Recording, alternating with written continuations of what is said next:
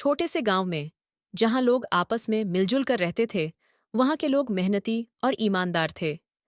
गांव के बीचों बीच एक विशाल बरगद का पेड़ था, जहां गांव के बुजुर्ग रोज शाम को बैठते और अपनी जीवन के अनुभव साझा करते थे।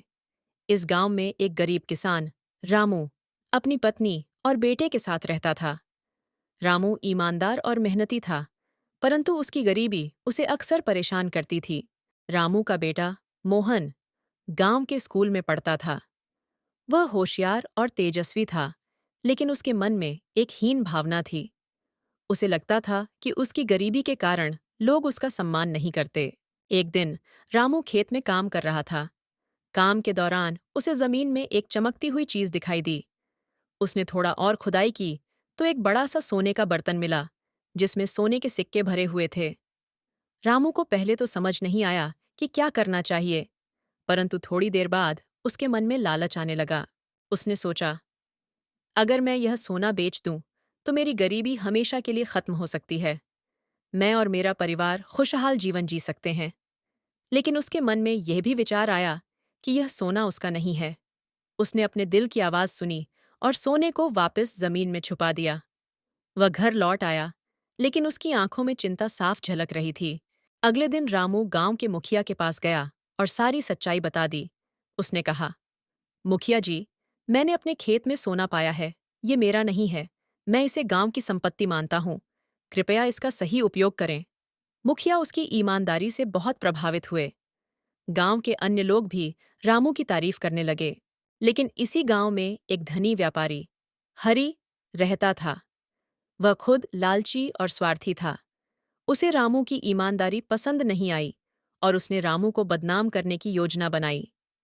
उसने गांव के लोगों से कहा कि रामू ने सोने का बर्तन मुखिया को दिया है, लेकिन इसमें से कुछ सिक्के उसने खुद रख लिए हैं।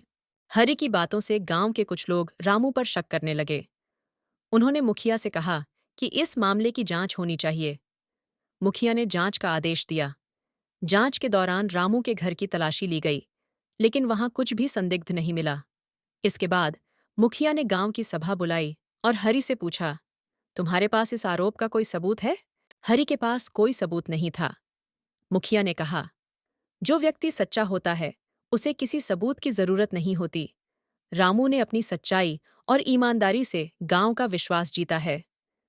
हरि की झूठी बातें गांव के लोगों के सामने आ गईं और सबने रामू की ईमानदारी की सराहना की।